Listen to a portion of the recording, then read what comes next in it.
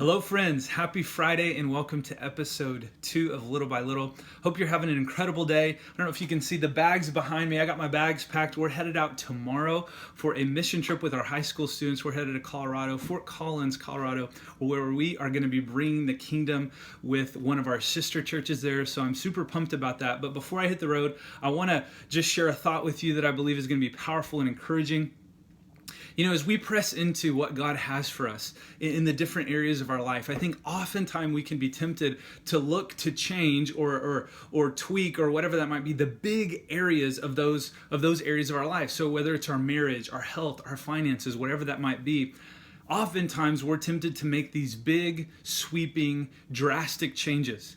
Now, I think certainly there is a time and place for that. But what I want to share with you this afternoon is to simply say, what if it is the small things? What if it's the things that we might be tempted to overlook or write off that are actually preventing us from experiencing what God has for us in those areas of our life? Song of Songs, chapter 2, verse 15 says this. It says, "Catch the foxes for us, the little foxes that spoil the vineyards." I believe that in this verse, Solomon has a powerful truth for us as believers. He says, catch the foxes for us. It's interesting to me, he says, the little foxes. Notice he doesn't say the big, powerful, scary foxes or the obvious foxes. No, he says the little foxes, the ones that if you're walking too quickly or if you're not paying attention, you might be tempted to overlook. And he says those are the ones that spoil a vineyard. Now let's consider a vineyard for a moment. When you think about a vineyard is something that has to be cultivated. A vineyard is something of value. It would produce grapes that would eventually become wine and they would sell it for profit.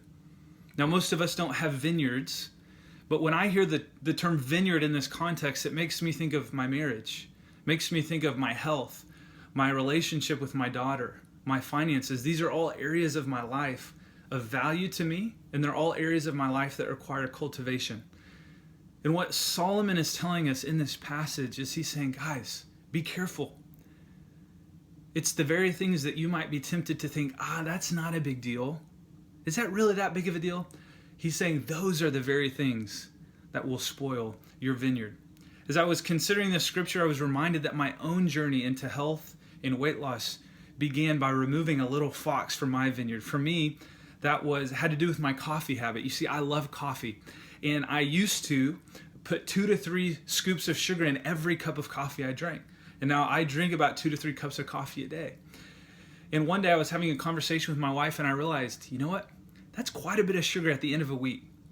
In fact, at the end of a month, that's a lot of sugar.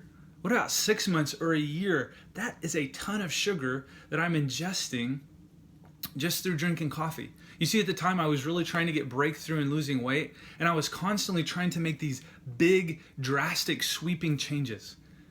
But after having this conversation with my wife, I said, you know what if I just start drinking my coffee black? Now, I hated it for the first couple days, but I actually got to where I liked it. And for me, that was the first domino that fell that affected lasting change for me in the area of my health. Now, I want to be clear, I'm not saying putting sugar in your coffee is sinful, but what I am suggesting is that it's the small things that prevent us from having fruit in our vineyard. The difference is in the details, right?